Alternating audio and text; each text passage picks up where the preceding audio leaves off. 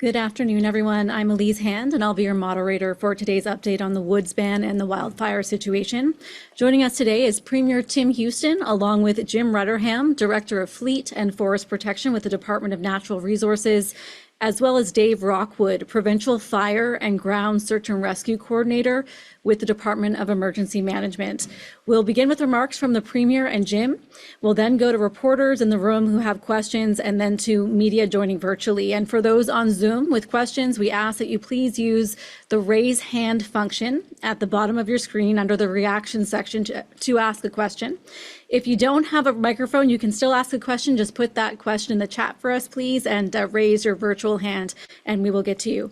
A reminder that outside of this media availability, media should direct all questions about wildfires to wildfirecomms@novascotia.ca.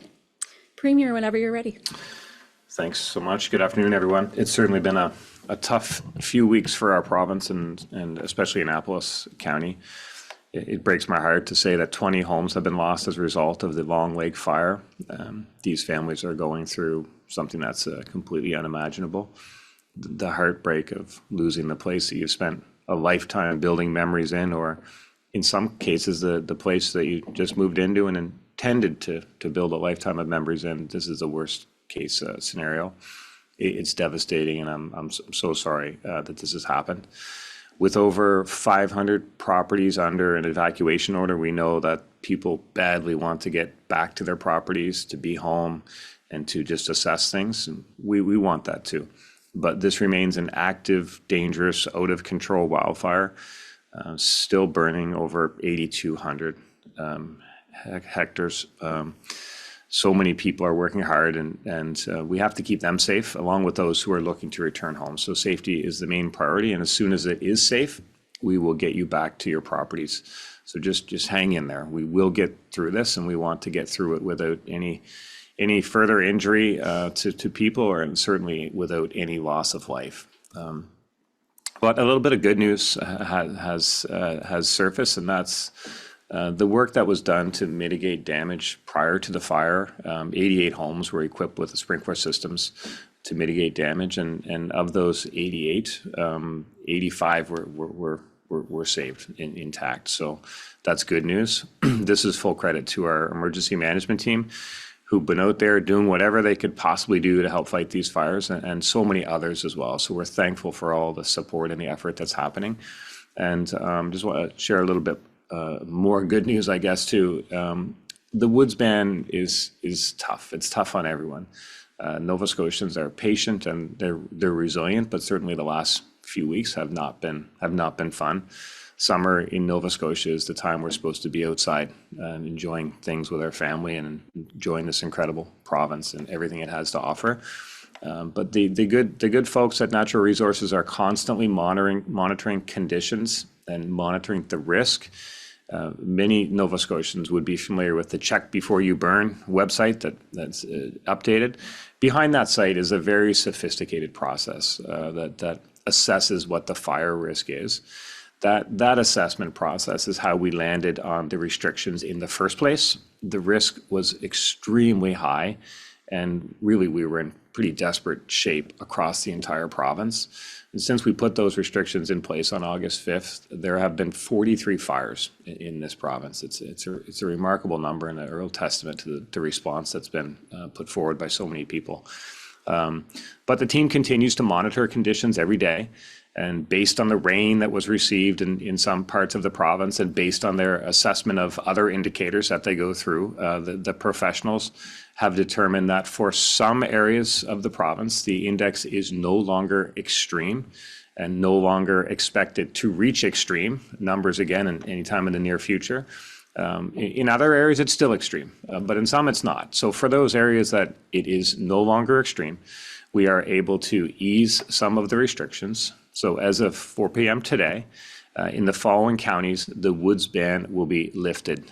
Cape Breton County, Inverness County, Victoria County, Richmond County, Guysborough County, Antigonish County, and Halifax County. So for those areas, the woods ban is lifted. For the rest of the province, I'm sorry, the ban remains in place. The risk is still high and extremely high. And the burn ban remains in place province-wide. But in those 7 areas that I listed, people can get back out to enjoy some of the woods. And I hope this offers a little bit of bright news to some Nova Scotians as they head into the long weekend for many people. So happy Labor Day to people. And in case we're not talking before next week, good luck to all those students who will have their first day back at school next week. I know I've been talking to a number of teachers and students over the last few weeks and days, and everybody's excited to go back to school. So we're thankful we can lift some of the restrictions in some areas of the province. And for the rest, thank you for your patience, and please hang in there. Thank you. Thanks very much, Premier. And we'll hand it over to Jim Rudderham with the Department of Natural Resources to say a few words. Jim. Thanks very much. I can honestly say that there's nobody happier than myself, our crews on the ground, our crews at fire control here, and our crews around the province to see some of the conditions in parts of the province starting to turn around. These decisions are made by monitoring real-time data from our weather stations across the province and analyzing that data to know when conditions are safe enough and when they remain safe enough for folks to get back into the woods. They're starting to get there. But please remember that the burn ban remains in place for the entire province. Just yesterday, a fine was issued for violation of the burn ban. That means that someone made the decision to have an open fire. We're not there yet. Conditions are still too dangerous everywhere for open fires. If you live in a county that still has wood restrictions in place, please stay out of the woods. We still need everyone's help to keep the rest of the province safe while we work to get the Long Lake fire under control, being held and under control. That fire is still 8,234 hectares. The crews on the ground and in the air are actively working to contain that fire and build guard around to keep it from expanding more. We have lots of equipment there on the ground with contracted heavy equipment, lots of firefighters on the ground pushing hose, and lots of apparatus in the air flying around to try to contain this fire. It's still a battle. It's still not under control, so people have to remember that. It's a work in progress, but we are getting there. The forecast is looking better for this weekend. Yesterday and today, conditions are still certainly not like they were last week, but the crews are still on alert, working hard. We are getting a little bit of rain tomorrow, which we are certainly hopeful that it comes. And we're hopeful that maybe the forecasters might be a little bit wrong and there's more coming than we hope, but we'll take whatever we can get. Thank you. Thanks very much, Jim. Okay, we will take questions and we'll start with reporters in the room. Go ahead.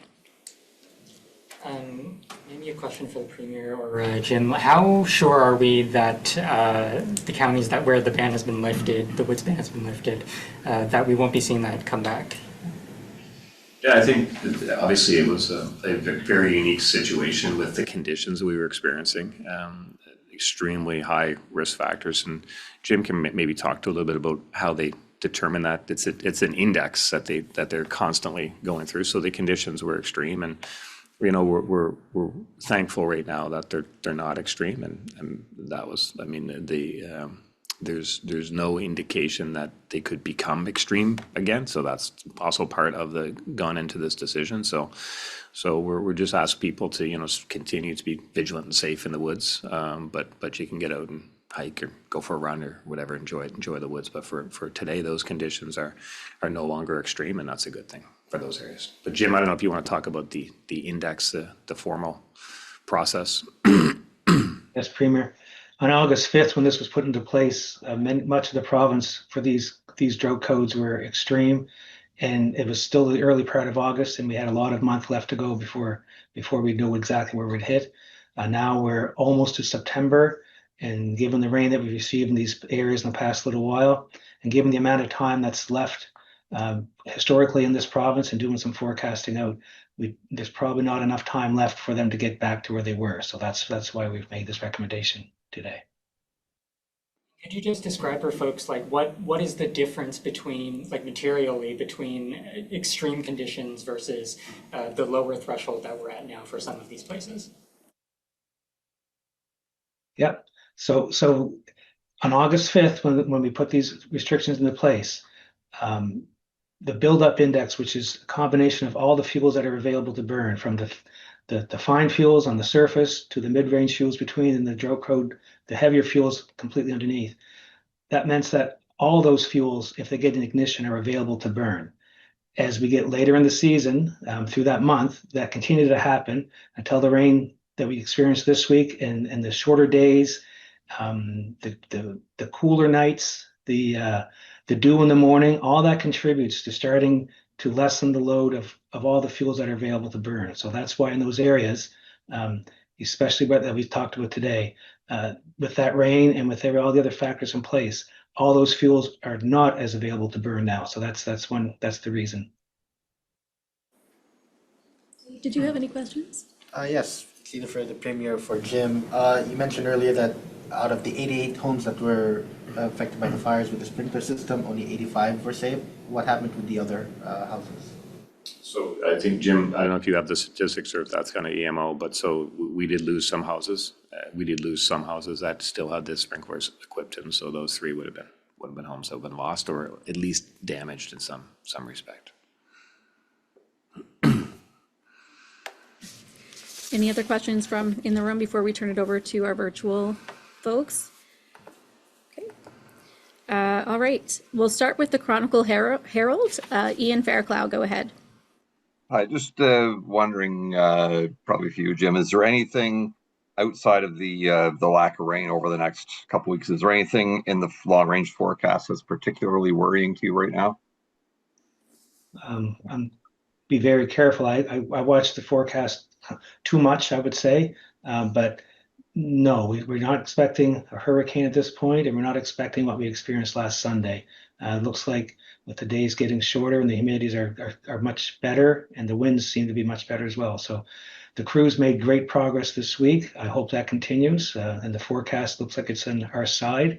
I hope very soon that we can be on this presser and tell you that that fire is being held. Ian, did you have a follow-up question? Yeah, just one more. I think the downtime for crews once they've done their 2-week rotations about 3 days, if I'm not wrong. Does that mean that on Monday, with the crews that are there right now and crews coming back off of that break, that we'll see a spike in the number of people on the ground? No, the crews that we replaced this week with, they're there to give our crews a good break, to get back to their home offices where they've been away for so long, get their routine a little bit back in the normal and have a good break. Some of them probably will go back to work next week because that's what they like to do.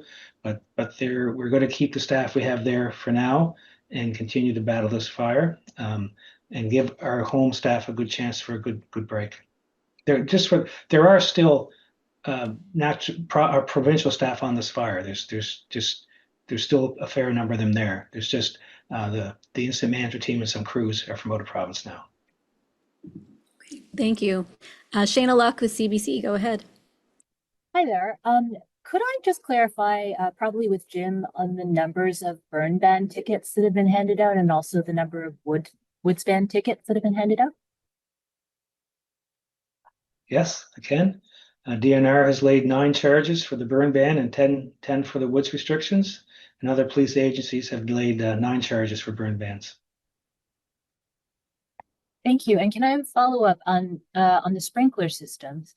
I know that we've heard that 20 homes were lost, and that you mentioned 3 homes were able to be saved with sprinklers. Could you speak to could you speak to why some of the homes then weren't able to be equipped with sprinklers, I guess? I can. Yeah, I can. The fire grew so much that on last Sunday it just went too fast for us, and the sprinkler system was not in place further ahead to help with that. And just to clarify there, it was 88 homes, Shayna, and of those 88, 3 were damaged or lost, just from your question there. The rest, sorry, okay. 5 were okay. And this jives with could someone explain to me the difference between the 3 and the 20 that I had heard elsewhere?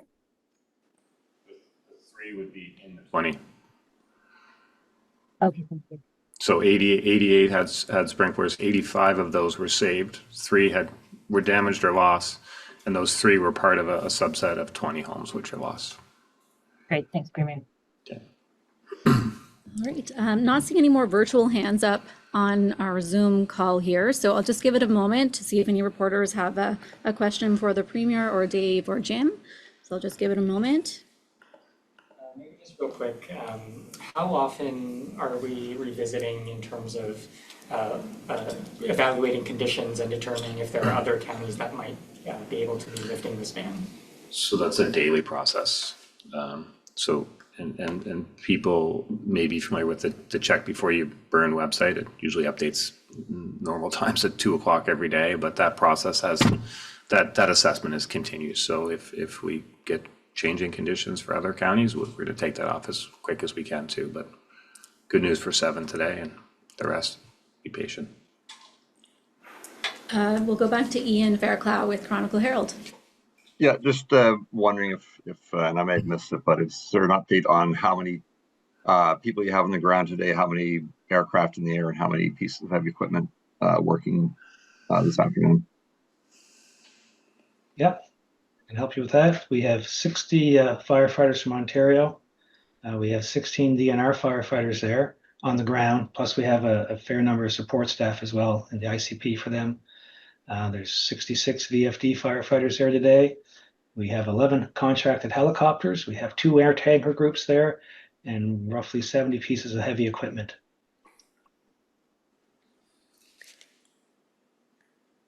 Okay, looks like that's it for questions, and we will leave it there. Please continue to monitor the province's social channels for the most up-to-date information. And thanks everybody for joining. Enjoy your long weekend.